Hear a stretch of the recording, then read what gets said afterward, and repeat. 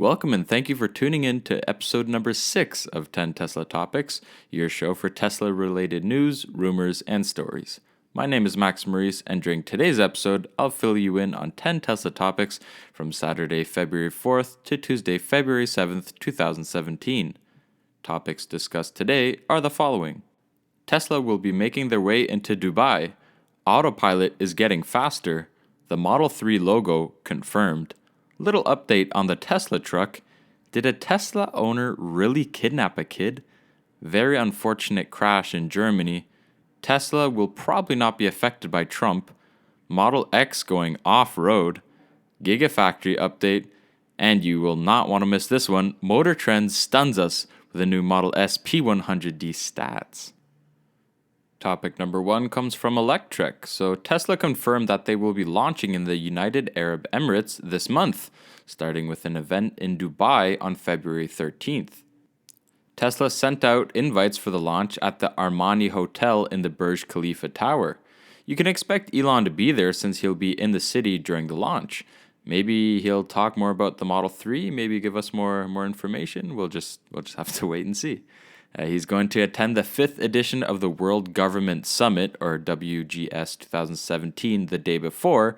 That's why he'll be there. They also started listing new manager and technician jobs for a service center in Dubai on their website. So it's getting pretty serious. Even though there is a lack of sales and service, you'd be surprised to know that there are already a lot of Teslas there, actually approaching the hundreds. So it can be difficult to own a Tesla in a region, of course, when the company isn't, officially covering it. They can arrange for Tesla technicians to fly from Europe as a special Tesla Ranger service if they really need to. But aside from the lack of service centers, of course, charging can also be a difficulty, especially in those kind of countries. So usually when Tesla enters a new market, they make sure that there are charging solutions, and oftentimes they set up supercharger locations, so which they will be doing. Now, there are some supercharger locations in Jordan, but don't bother looking it up on the supercharger map on their website because they are not disclosed on the map. Why? Because they seem to be operated privately at a gas station owned by the Manasir Group. So, yeah. Topic number 2 comes from Electrek, and there's a new update for the enhanced Autopilot cars that happened just over the weekend that lifts the speed restrictions on the auto steer feature from 45 miles an hour to 50 miles an hour. In the release notes, Tesla wrote, "In general, you must be traveling at least 18 miles per hour to engage auto steer. When a vehicle is detected in front of you, you can engage auto steer if you are traveling at least 5 miles an hour or if you're already using cruise control. In this release, auto steer is available only below 50 miles an hour. If you've exceeded this speed, auto steer will no longer be available." So it's still below the first generation Autopilot's top speed, but Tesla is still improving the system, of course, with its accumulated data from the worldwide fleet, really, from the new Autopilot hardware. Now, the release also includes side collision warning, which is a pretty useful safety feature, especially when changing lanes on a highway. Topic number 3 comes from Elon's Twitter. So as mentioned on topic 3 of episode 3, Tesla changed the branding of the Model 3 on their website from the original, if you will, 3 horizontal lines to represent the 3 to a numeric 3. So when I covered the topic, it still wasn't clear if it was going to be on the car for sure, but Elon Musk just confirmed it on Twitter. Sean Broswag, first of all, that's a pretty sweet Twitter handle. But yeah, Sean Broswag tweeted at Elon saying, "Here's a chance," because this was when Elon was on his pretty big tweet storm, if you will. He tweeted quite a bit. So yeah, Sean Broswag tweets, "Here's a chance. Is the Model 3 logo going to be the 3 horizontal bars or numeric 3? Elon Musk simply replied, "Numeric." So the 3 horizontal lines made it look a little closer to the original, Model E name, since Tesla is using the E in the company logo, of course, to complete its SEX vehicle lineup, and eventually, of course, the SEX-C with the upcoming Model Y. But let me know what you think in the comments down below. Do you prefer the horizontal lines or the numeric 3? Well, I'll just start off the conversation by saying I don't know how I feel about it. Like, of course, the 3 lines is pretty cool. It's unique. It kind of represents Tesla. It's edgy, I find. However, because I've always liked cars, and for me, a car's name, and this is for me, of course, I'd feel free to disagree, but a car's name kind of has to be, name, number, whatever. So the 3 horizontal lines to me kind of look more like a symbol. And off the top of my head, I cannot think of a car that its trim model or its name is a symbol. For example, the Audi R8, it's written R8, or the Gallardo LP460, or I don't know Lamborghini too much, but it's all numbers and dashes and it's very precise. So on the one side, a little bummed out that they're taking the 3 horizontal lines out because it was pretty unique. But on the other hand, I'm kind of glad because it's not like they made the S or the X logo different, right? It's straight up just an X or an S, right? So the 3, the numeric 3, kind of ties in pretty well, I think. But of course, feel free to disagree. Topic number 4 comes from electric. So when Elon Musk released his Master Plan Part 2 for Tesla last year, he announced that Tesla will be soon making its way into the semi-truck business. Well, he confirmed that the project that has been called Tesla Semi is making good progress, but we shouldn't expect much until Tesla can get the Model 3 out and about. Fred Lambert from Electrek asked Musk on Twitter if they were making progress for the semi-truck program. Musk replied just by saying, yes, but Model 3 is the overwhelming priority. So in case you haven't read the Master Plan Part 2 or you don't remember it or whatever the case may be, Musk also announced a couple new vehicles on top of the Model 3 and the Model Y. He announced a possible minibus, a pickup truck, and a semi-truck. This is getting closer and closer to one of my dreams, to see Tesla be a common car company, if you will. And so as a little comparison, I guess I'll use Audi and Chevrolet. And those 2 companies, they basically have everything. So the Audi Q7 or the Chevy Silverado for the truck SUV type thing. They have the Audi R8 or the Chevy Corvette for their sports car, 2-door, 2-seater sports car. There's the Chevy Cruze or the Audi A4 for their midsize sedan. I think you get the point. What I'm trying to say is it'll be cool once Tesla is at the point where, when you're going to go configure a car, it's not just a choice between, soon to be 3 cars. I really hope to see Tesla, have 7, maybe even 10 models, like, truck, sports car, sedan, everything really.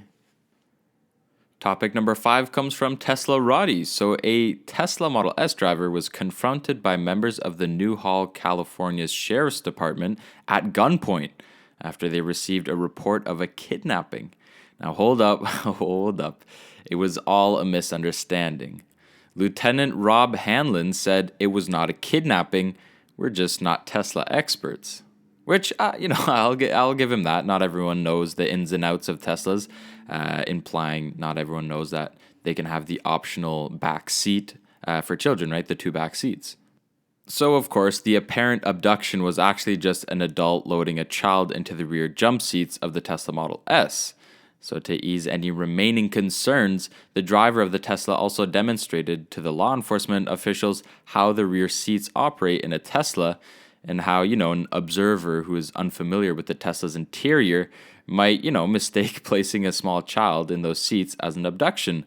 But nope, it's just, coming home from the grocery store or whatever the case may be, it's just a normal seat.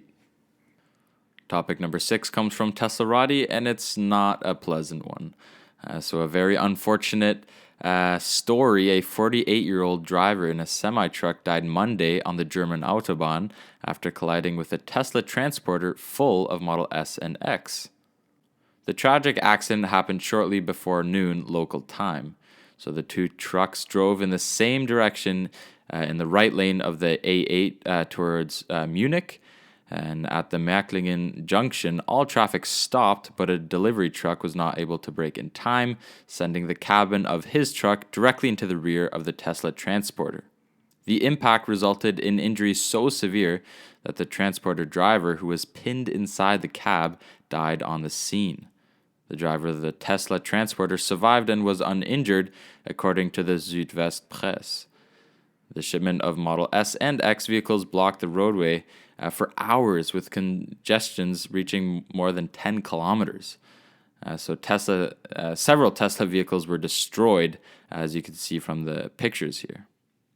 So the property damage reports for the accident are about 720,000 euros, which is roughly $775,000 US, which includes the transporter, the trailer, and also the Teslas in question. So very unfortunate story, but yeah.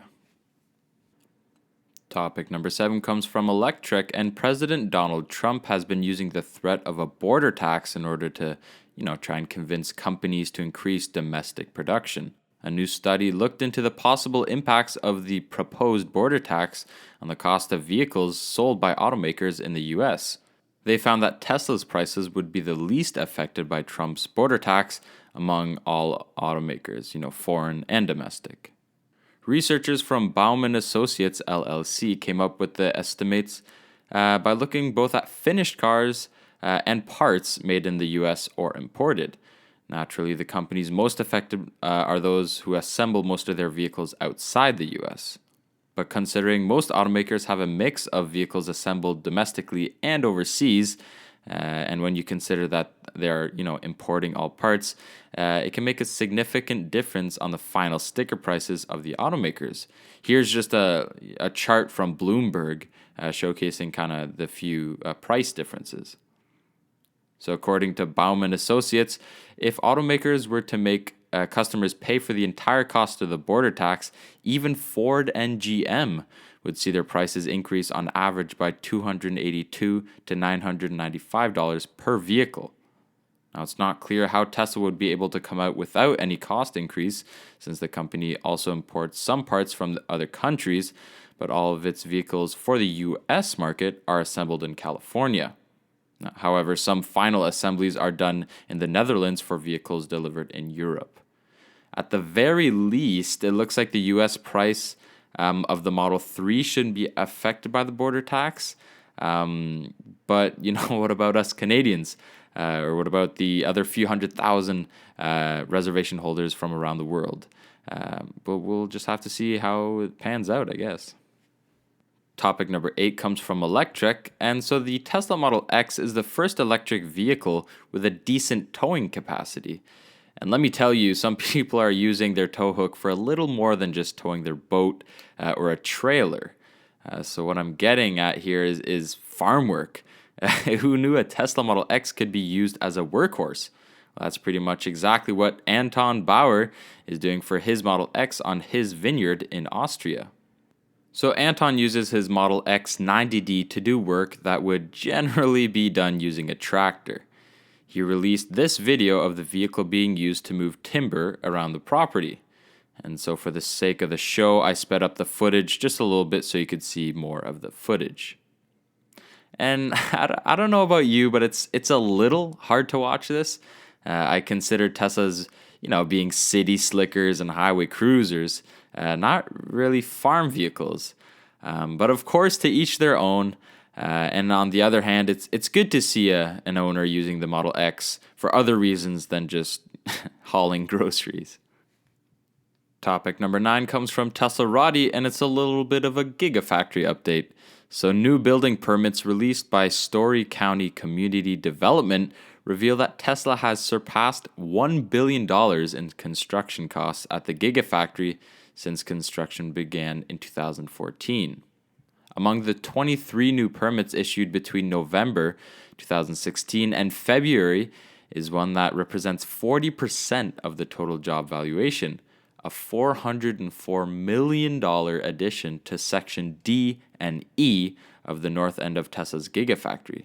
Now, this is the largest single permit issued to date.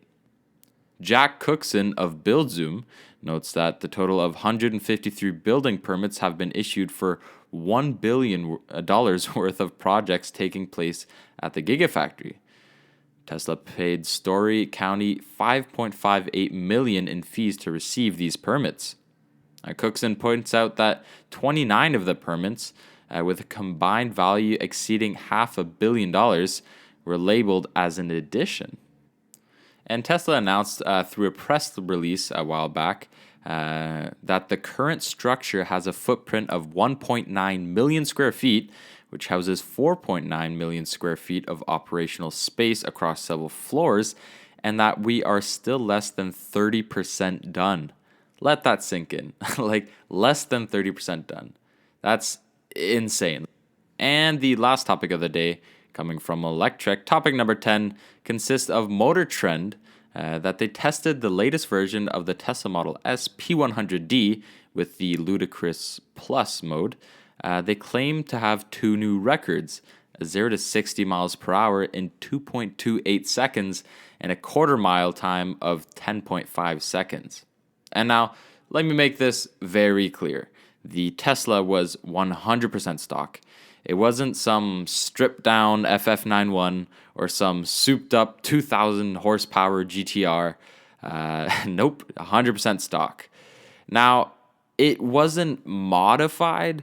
However, it had the new Arachnid forged aluminum wheels that were released in the referral program. They are a lighter weight wheel, and they're supposed to improve the performance a little bit, but it's still technically stock because it all came from the factory. Either way, it's a new record when it comes to 0 to 60 miles per hour acceleration. In terms of performance, the Model S is already in the class of its own as a four-door sedan, but it, of course, still competes, if you will, with two-door supercars and hypercars, notably the Porsche 911 Turbo S and the Ferrari LaFerrari. And here's the Model S P100D's acceleration rate compared to the 911 and the LaFerrari. And my numbers are a little off here, but I think the LaFerrari retails for like $3 or $4 million. So, I mean, you're getting roughly the same performance for just about a fraction of the price.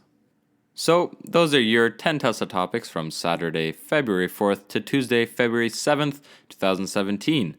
For any questions, remarks, or even criticism, I encourage you to follow the show's Instagram and Twitter pages at 10 Tesla Topics. That's TENTESLATOPICS.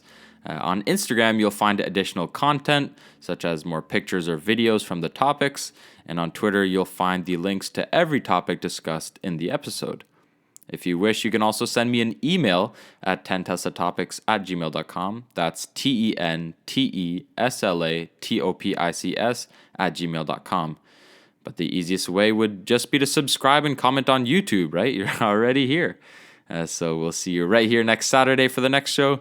Thank you for listening. And of course, have yourself a model excellent day.